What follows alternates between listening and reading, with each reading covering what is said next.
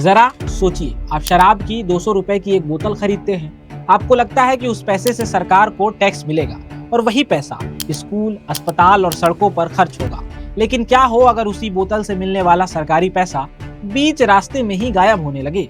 अगर मैं कहूं कि छत्तीसगढ़ में ऐसा ही सिस्टम बना जिस पर जांच एजेंसियों ने हजारों करोड़ों रुपए के घोटाले का आरोप लगाया, तो क्या आप यकीन करेंगे?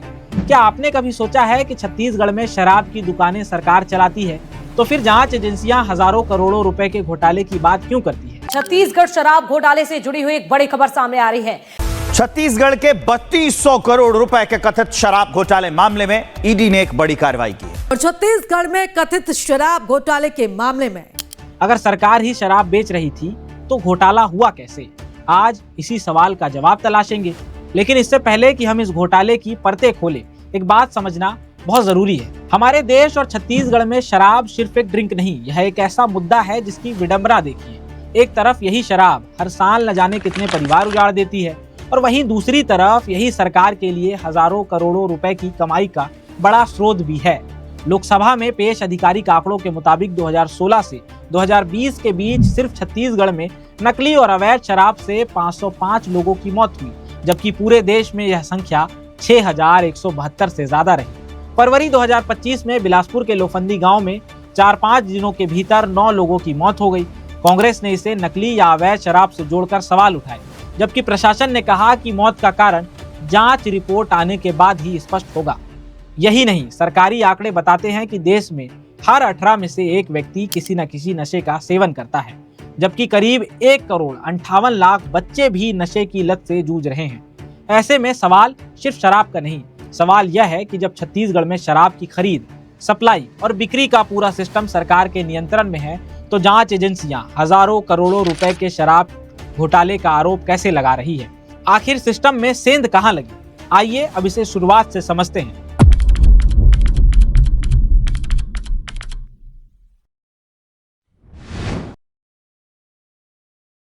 नमस्कार, मैं शारिक हूं और आप मेरे साथ भारतीय मीडिया की खास पेशकश विमर्श देख रहे हैं।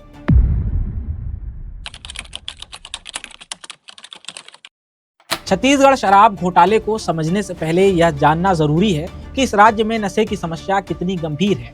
इसके लिए हमने भारत सरकार की magnitude of substance use in India 2019 की रिपोर्ट का सहारा लिया है।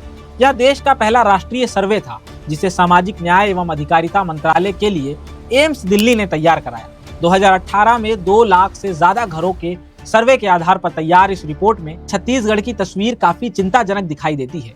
रिपोर्ट के मुताबिक पूरे भारत में सबसे ज्यादा शराब सेवन और निर्भरता वाले राज्यों में छत्तीसगढ़ पहले स्थान पर है।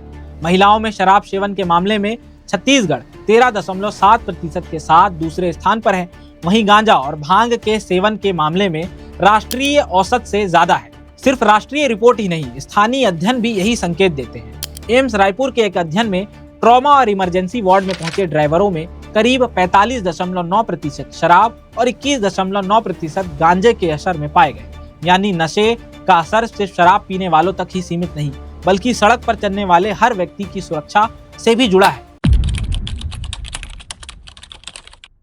अब जरा उस कारोबार का आकार समझिए जिसके इर्द गिर्द पूरा मामला घूमता है। आबकारी विभाग से आरटीआई के जरिए मिले आधिकारिक आंकड़ों के मुताबिक 2021-22 में शराब से सरकार को 5,100 करोड़ का राजस्व मिला। यही आंकड़ा बढ़ते बढ़ते 2022, 23, 24 और 2025 में बढ़कर 10,145 करोड़ हो गया। यानी सिर्फ 3 साल में शराब से मिलने वाला राजस्व दोगुना हो गया। इतना ही नहीं, 2025-26 में दिसंबर तक ही 7,861 करोड़ की वसूली हो चुकी थी। यानी 2021-22 से 2025-26 के दिसंबर तक शराब बिक्री से सरकार को करीब 38,331 करोड़ का राजस्व मिला। अब दुकानों की तस्वीर भी देखिए। एक तरफ देसी शराब की दुकानें 211 से घटकर 123 रह गई, विदेशी शराब की दुकानें 304 से घटकर 167 हो गई। लेकिन दूसरी तरफ कंपोजिट शॉप्स यानी कि ऐसी सरकारी दुकान जहां देशी और विदेशी दोनों तरह की शराब एक ही जगह पर मिलती है, 126 से बढ़कर 355 हो गई। और वहीं दूसरी तरफ प्रीमियम आउटलेट्स भी 44 तक पहुंच गए। यानी दुकानों का मॉडल बदला, लेकिन शराब का कारोबार लगातार बढ़ता गया। यही वजह है कि छत्तीसगढ़ में शराब सिर्फ एक नशा नहीं, बल्कि सरकार की कमाई का एक सबसे बड़ा जरिया बन चुकी है। और जब किसी एक सिस्टम में हर साल हजारों करोड़ों रुपए घूम रहे हों, तो सवाल उठना भी लाजमी है, लेकिन कारोबार लगातार बढ़ता गया। राष्ट्रीय स्तर पर भी भारत में विस्की, रम, वोडका जैसी विदेशी शैली की शराब का बाजार करीब 60 अरब डॉलर यानी कि लगभग 5 लाख करोड़ माना जाता है। उद्योग संगठन CIABC के मुताबिक देश में हर साल करीब 40 करोड़ के शराब बिकती है। ऐसे में यह समझना मुश्किल नहीं है कि शराब का कारोबार कितना बड़ा है। लेकिन सबसे बड़ा सवाल अब भी वही है, जब हर साल हजारों करोड़ रुपए इसी सरकारी सिस्टम से गुजर रहे थे तो घोटाला हुआ कैसे? जांच एजेंसियों के मुताबिक इसकी शुरुआत 2019 में हुई। उस समय छत्तीसगढ़ में कांग्रेस की सरकार थी। आरोप है कि 2019 से 2022-23 के बीच आबकारी विभाग से जुड़ा एक संगठित सिंडिकेट सक्रिय हुआ। ईडी का आरोप है कि सरकारी कंपनी CSMCL यानी कि Chhattisgarh state marketing corporation limited, आसान भाषा में कहें तो यह राज्य सरकार की वह कंपनी है जो छत्तीसगढ़ में शराब की खरीद, स्टॉक मैनेजमेंट और सरकारी दुकानों तक उसकी सप्लाई का काम संभालती है। इसी के वेयरहाउस को दरकिनार कर शराब सीधे सरकारी दुकानों तक पहुंचाएगी। नकली होलोग्राम के जरिए एक्साइज ड्यूटी की चोरी की गई, यानी शराब असली थी, लेकिन आरोप है कि उस पर मिलने वाला सरकारी टैक्स बीच में ही गायब हो रहा था। चार्जशीट के मुताबिक इस पूरे नेटवर्क में हर स्तर पर कमीशन तय था। आरोप है कि FL10A लाइसेंस से जुड़ी कंपनियों को अपने मुनाफे का 50 से 60% हिस्सा सिंडिकेट को देना पड़ता था। शराब की खरीद कीमत भी कथित तौर पर बढ़ाई गई ताकि कमीशन निकाला जा सके। वहीं रिकॉर्ड से ज्यादा शराब बेचने के भी आरोप लगाए गए। ईडी का दावा है कि इस पूरे नेटवर्क से करीब 2883 करोड़ रुपए की अवैध कमाई हुई। हालांकि कुछ रिपोर्ट में यह रकम 3200 करोड़ रुपए तक की भी बताई गई है। अब सवाल यह है कि यह पैसा गया कहां? ईडी और EOW की चार्जशीट के मुताबिक ओम साई बेवरेज, दिसीदा वेंचर्स और नेक्स्ट जेन पावर एनर्जीटेक से जुड़े करीब 51 करोड़ रुपए के ट्रांसफर की पुष्टि हुई। चार्जशीट में यह भी आरोप है कि तत्कालीन आबकारी आयुक्त निरंजन दास को करीब 3 साल तक हर महीने 50 लाख रुपए कमीशन मिलता था। जांच में यह भी दावा किया गया है कि करीब 110 करोड़ रुपए में एक होटल कथित तौर पर अपराध से कमाए गए पैसों से खरीदा गया।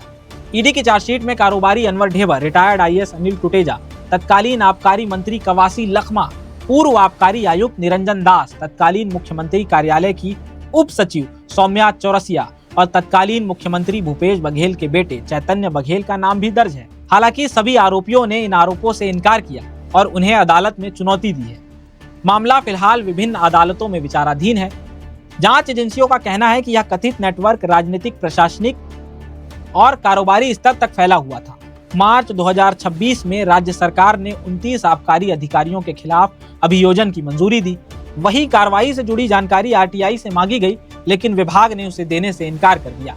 यानी आरोप सिर्फ 1-2 लोगों पर नहीं बल्कि पूरे सिस्टम पर था। अब सवाल यह था कि इन आरोपों की जांच आखिर कहां तक पहुंची और अब तक क्या क्या कार्रवाई हुई। सबसे पहले EOW और ACB ने FIR दर्ज की। इसके बाद ईडी ने मनी लॉन्ड्रिंग के आरोपों की जांच के लिए PMLA के तहत मामला दर्ज किया। जैसे जैसे जांच आगे बढ़ी वैसे वैसे इस केस में नए नए नाम, नए नए दस्तावेज और नए नए आरोप सामने आते गए। अब तक ईडी इस पूरे मामले में 6 चार्जशीट दाखिल कर चुकी है, जिनमें 85 लोगों और कंपनियों को आरोपी बनाया गया है। वहीं 9 लोगों की गिरफ्तारी भी हो चुकी है। कार्रवाई सिर्फ गिरफ्तारियों तक ही सीमित नहीं रही। मई 2026 तक जांच एजेंसियों ने 1000 करोड़ से ज्यादा की संपत्तियां कुर्क करने की जानकारी दी। इसके अलावा अप्रैल 2026 में 13 ठिकानों पर छापेमारी के दौरान 53 लाख नगद और करीब 3.2 किलो सोना जेवरात बरामद किए गए। मार्च 2026 में राज्य सरकार ने 29 आबकारी अधिकारियों के खिलाफ अभियोजन चलाने की मंजूरी भी दे दी। यानी जांच अभी खत्म नहीं हुई है। इस मामले में लगातार नई चार्जशीट दाखिल हो रही है, कार्रवाई आगे बढ़ रही है और कई मामले अभी भी अदालतों में विचाराधीन हैं। सवाल यह भी है कि अगर जांच एजेंसियों के आरोप सही साबित होते हैं तो इस पूरे मामले का असर सिर्फ अदालत या आरोपियों तक ही सीमित नहीं रहेगा, बल्कि आम लोगों और छत्तीसगढ़ की अर्थव्यवस्था पर भी पड़ सकता है। छत्तीसगढ़ सरकार की अपनी टैक्स आय में शराब से मिलने वाला एक्साइज राजस्व 20% से ज्यादा हिस्सा रखता है। यानी यह राज्य की सबसे बड़ी आय के स्रोतों में से एक है। अगर जांच एजेंसियों के आरोप सही साबित होते हैं तो एक्साइज ड्यूटी का पैसा कथित तौर पर बीच में ही निकल जाता है, तो उसका असर सीधे सरकारी खजाने पर पड़ता है। यही पैसा स्कूल, अस्पताल, सड़क, बिजली जैसी सार्वजनिक योजनाओं के लिए भी महत्वपूर्ण माना जाता है। इसके अलावा ऐसे मामलों से ईमानदार कारोबारियों को नुकसान, अवैध कारोबार पर नियंत्रण कमजोर होने का खतरा, निवेशकों के भरोसे पर असर और पूरे सिस्टम में भ्रष्टाचार बढ़ने जैसी चिंताएं भी सामने आती हैं। यानी यह मामला सिर्फ शराब का नहीं, बल्कि सरकारी व्यवस्था, सार्वजनिक धन और आम लोगों के भरोसे से भी जुड़ा हुआ है। ईओडब्ल्यू का कहना है कि जांच अभी जारी है। वहीं ईडी लगातार इस मामले में नई चार्जशीट दाखिल कर रही है और संपत्तियां कुर्क करने की कार्रवाई भी जारी है। दूसरी ओर इस मामले में जिन लोगों के खिलाफ आरोप लगाए गए हैं, उन्होंने अदालत में इसे चुनौती दी है। मामला हाईकोर्ट से लेकर सुप्रीम कोर्ट तक विभिन्न स्तरों पर विचाराधीन है। यानी जांच भी जारी है और कानूनी लड़ाई भी। इस पूरे मामले का अंतिम फैसला अब अदालत को करना है। इस वीडियो में हमने जिन दस्तावेजों, आंकड़ों और तथ्यों का जिक्र किया, वे सार्वजनिक रिकॉर्ड, आरटीआई से प्राप्त जानकारी और जांच एजेंसियों के दस्तावेज पर आधारित हैं। इस मामले में लगाए गए सभी आरोप अभी न्यायिक प्रक्रिया के अधीन है और अंतिम फैसला अदालत को करना है। लेकिन अदालत का फैसला चाहे जो हो, एक सवाल हर छत्तीसगढ़ वासी के लिए रहेगा। अगर सरकार की आय का इतना बड़ा हिस्सा शराब से आता है और उसी सिस्टम में हजारों करोड़ रुपए के घोटाले के आरोप लगते हैं, तो सबसे बड़ा नुकसान आखिर किसका होता है? शायद इस कहानी का सबसे बड़ा किरदार शराब नहीं थी, सबसे बड़ा किरदार था सिस्टम। एक ऐसा सिस्टम जिस पर जांच एजेंसियों ने सवाल उठाए हैं और जिसका सच अब अदालत तय करेगी। तथ्य सामने रखना हमारा काम है, राय बनाना आपका। अगर आपको लगता है कि ऐसे मुद्दों पर ज्यादा से ज्यादा तथ्य लोगों तक पहुंचने चाहिए, तो इस वीडियो को ज्यादा से ज्यादा शेयर करें। अपनी राय कमेंट में जरूर लिखिए और ऐसे ही गहन और रिसर्च आधारित रिपोर्ट्स के लिए भारती मीडिया को सब्सक्राइब जरूर करें।